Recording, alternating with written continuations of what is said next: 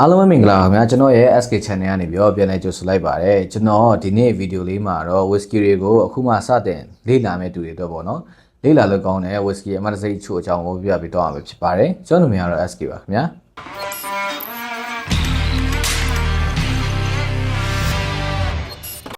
whisky တွေကသူတို့ထုတ်လုပ်ထားတဲ့နိုင်ငံနဲ့သူတို့ထုတ်လုပ်တဲ့အမျိုးအစားပေါ်မူတည်ပြီးတော့ထုတ်လုပ်ထားတဲ့အမှတ်တစိတ်တွေကအများကြီးရှိပါတယ်အဲ့ဒီထဲမှာကျွန်တော်ဒီနေ့မှာတော့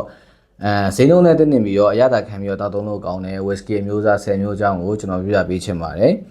ဒီ whisky အမျိုးအစား10မျိုးအကြောင်းကိုမပြောခင်မှာကျွန်တော် whisky ဆိုတဲ့စာလုံးပေါင်းနဲ့ပတ်သက်ပြီးတော့အနေနဲ့ပြပြပေးချင်ပါတယ် whisky ဆိုတဲ့စာလုံးပေါင်းမှာအင်္ဂလိပ်အခရာ E ကိုထည့်ပြီးတော့ပေါင်းတာပဲဖြစ်ဖြစ်အင်္ဂလိပ်အခရာ E ကိုမထည့်ဘဲနဲ့ပေါင်းတာပဲဖြစ်ဖြစ်နှစ်မျိုးလုံးအသုံးပြုလို့ရပါတယ်မှန်ကန်ပါတယ်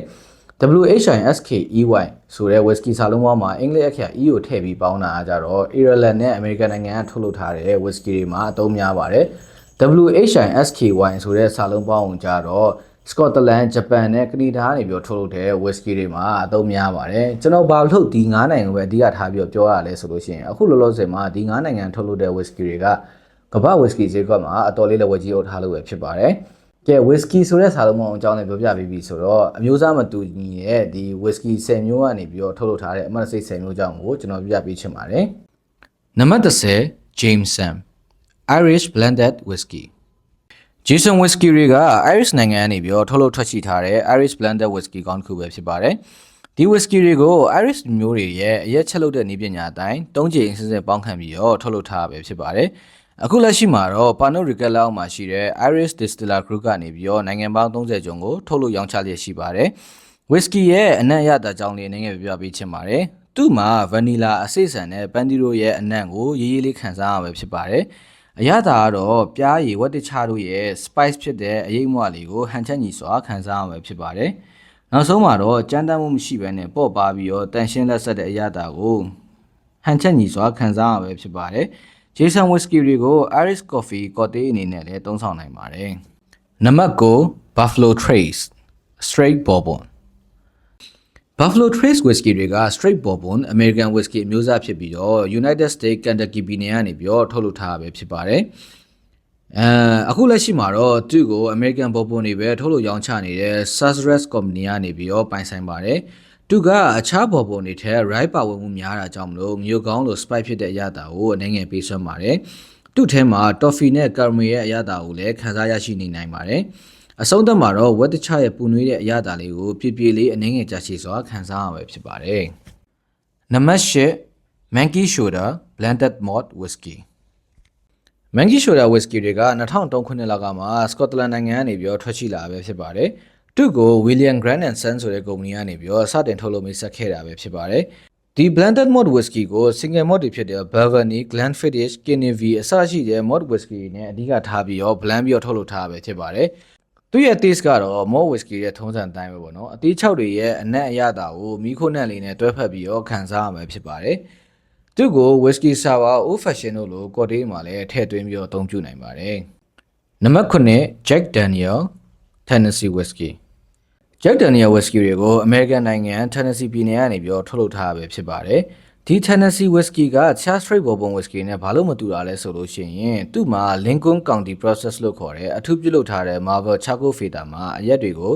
ပြန်လည်တန့်စင်ပြီးတော့နှိမ့်ချိုထားလို့ပဲဖြစ်ပါတယ်ဒီလိုပြုလုပ်ထားတာကြောင့်မလို့တောက်တုံးတဲ့အချိန်မှာပုံမချုံးမပြပြတဲ့အပြင်မီးခိုးနှံကိုလည်းပုံမခံစားရစေပါတယ်သူ့ရဲ့ taste ကတော့ရှာဖျားပေါ်မှာ caramel, honey, vanilla တို့ရဲ့အချိုရတာနဲ့အစိစံတို့ရဲ့အစိမ်းရတာကိုခံစားရစေပါတယ်။ Jack Daniel ကကုတ်နဲ့အလုံးဝလိုက်ဖက်တဲ့တွဲဆက်မှုပဲဖြစ်ပါတယ်။အဲ့ဒါအပြင် Lynchburg Lemonade cocktail မှာလည်း Jack Daniel whiskey တွေကိုထည့်သွင်းအသုံးပြုထားပါတယ်။နံပါတ်6 Wild Turkey 101 Straight Bourbon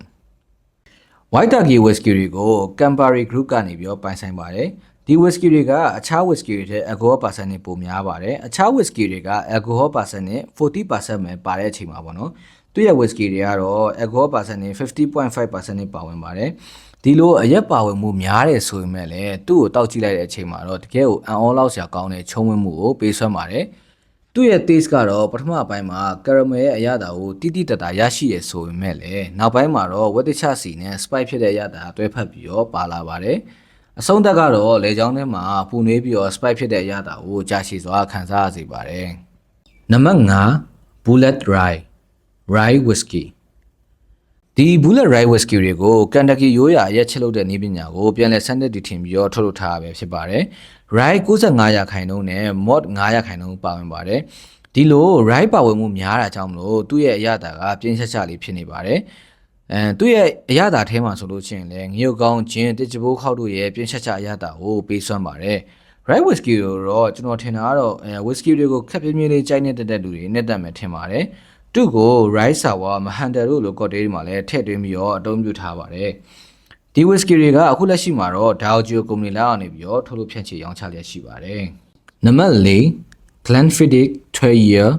single malt whiskey Glenfiddich 12-year whiskey တွေက Scotland နိုင်ငံ Speyside ကနေပြီးတော့ထုတ်လုပ်ထားတဲ့စုများစွာရရှိထားတဲ့ single malt whiskey တစ်ခုပဲဖြစ်ပါတယ်သူ့ရဲ့အရသာထဲမှာဆိုလို့ရှိရင်လည်းပန်းတီစိန်တစ်တော်တီးတို့လိုကျွဲဝါးတဲ့အသီးနှံတွေရဲ့အရသာအုံမှာ mod ရဲ့ငြိမ်ချောင်းပြီးတော့ချိုမိန်တဲ့အရသာနဲ့မျှတစွာခံစားရမှာဖြစ်ပါတယ်။ Glenfiddich whiskey တွေကအရသာခံပြီးတော့တောက်သုံးဖို့အတွက်တကယ်ကိုကောင်းမွန်တဲ့အမတ်စိတ်ကောင်းတစ်ခုပဲဖြစ်ပါတယ်။နံပါတ်3 Dalwhinnie 15 years old single malt whiskey ဒီ whiskey တွေကို Scotland Highland မှာရှိတဲ့ Dalwhinnie ဆိုတဲ့ဒေသကနေပြီးတော့ထုတ်လုပ်ထားရပဲဖြစ်ပါတယ်။ Dalwhinnie 15 years old whiskey တွေက whiskey တွေကိုအရသာခံပြီးတော့တောက်သုံးတဲ့သူတွေကြားထဲမှာအတော်လေးနာမည်ကြီးပါတယ်။ဘာလို့လဲဆိုလို့ရှိရင်ဒီ whiskey ရဲ့အရသာကအတော်လေးတိမ်မွေးတယ်လို့အပေးယူမျှပြီးတော့လည်းဟန်ချက်ညှိပါတယ်။အခုလက်ရှိမှာတော့ Diageo ကုမ္ပဏီလက်အောက်နေပြီးတော့ထုတ်လုပ်ဖြန့်ချိရောင်းချနေပါတယ်။နံပါတ်2 Habiki Harmony blended whiskey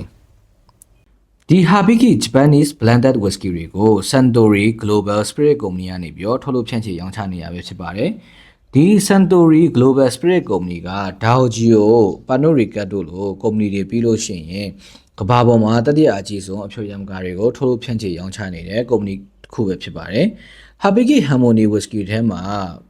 ာအဓိကထည့်ပြီးတော့ blend ထားတဲ့ whiskey တွေကတော့ Yamazaki, Hapshu နဲ့ Chita တို့လို distillery ကနေပြီးတော့ရရှိတဲ့ whiskey တွေကိုအဓိကထားပြီးတော့ blend ထားပဲဖြစ်ပါတယ်။ဒီလိုမတူညီတဲ့ distillery အသီးသီးကနေပြီးတော့ရရှိတဲ့ whiskey တွေကိုရောစပ်ထားတဲ့အပြင်မှာမတူညီတဲ့စီ၅မျိုးမှာအစင်းစင်းနှိမ့်ချို့ပြီးတော့ထုတ်လုပ်ထားပဲဖြစ်ပါတယ်။သူ့ရဲ့နှိမ့်ချို့ထားတဲ့တက်တန်းအောင်တော့ဖော်ပြထားခြင်းမရှိပါဘူး။သူ့ရဲ့အရသာထဲမှာဆိုလို့ရှိရင်တော့အသီးချောင်းမွန်မွန်သီးနဲ့တက်သားစီတို့ရဲ့အနက်အရသာကိုမှမိခိုးနဲ့တင်းတင်းလေးနဲ့ခံစားရမှာဖြစ်ပါတယ်။နံပါတ်1 Macallan 12-year Sherry Oak single malt whiskey Macallan 12-year Sherry Oak whiskey တွေကို Sherry wine စိန်မြစီထဲမှာစနစ်နှစ်ချို့ပြီးတော့ထုတ်လုပ်ထားပဲဖြစ်ပါတယ်။ဒီ Sherry wine စိန်မြစီတွေကစပိန်နိုင်ငံက Orozco Sherry wine စိန်ထားတဲ့စီပဲဖြစ်ပါတယ်။ဒီလို whiskey တွေကို wine စိန်မြစီထဲမှာနှစ်ချို့ထားတာကြောင့်မလို့သူ့ရဲ့ whiskey ရဲ့အရသာပေါ့နော်အတော်လေးကိုရှုပ်ထွေးပါတယ်။ဒါကြောင့်မလို့လေဒီ Macallan 12-year whiskey တွေကိုတောက်ကြည့်လိုက်တဲ့အချိန်မှာသူ့ရဲ့အနက်နဲ့အရသာအတော်လေးကိုမှရှုပ်ထွေးတဲ့အပြင်မှာတော်တော်ကိုကျွယ်ဝါတဲ့အသီးနှံရဲ့အနက်အရသာကိုလည်းခံစားရပါတယ်အခုလက်ရှိမှာဆိုလို့ရှိရင်ဒီ whiskey တွေကို Arrington ဆိုတဲ့ကုမ္ပဏီလက်ကနေပြီးတော့ထုတ်လုပ်ဖြန့်ချိရောင်းချနေပါတယ်အခုကျွန်တော်ပြပေးတော့ကတော့ whiskey အမျိုးအစားအစုံနေရှိရထဲရမှာဒီကျွန်တော်သတ်မှတ်ထားတဲ့အချိန်လေးတွင်းမှာပေါ့နော်တတ်နိုင်တော့လေအမတ်စိတ်ဆိုင်မျိုးကြောင့်ကိုကျွန်တော်ဖော်ပြပေးတော့တာပဲဖြစ်ပါတယ် whiskey တွေကိုစမ်းတောက်ကြည့်မယ်ဆိုလို့ရှိရင်အမျိုးအစားအစုံတောက်ကြည့်ထားတာပိုကောင်းတာပေါ့နော်ဒီလိုအမျိုးအစားအစုံတောက်ကြည့်ထားမှာပါလ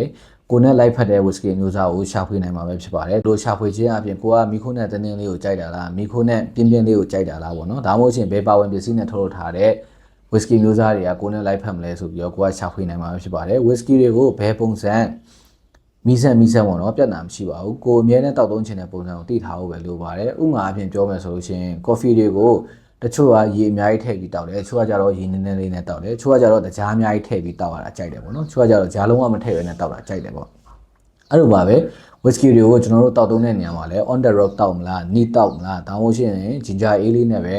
high ball ဆန်ပေါ့နော်အဲ့လိုပဲတောက်မလားဒါမှမဟုတ်ရှင် whiskey တစ်ပတ်ရေတကုန်တောက်မလားပေါ့နော်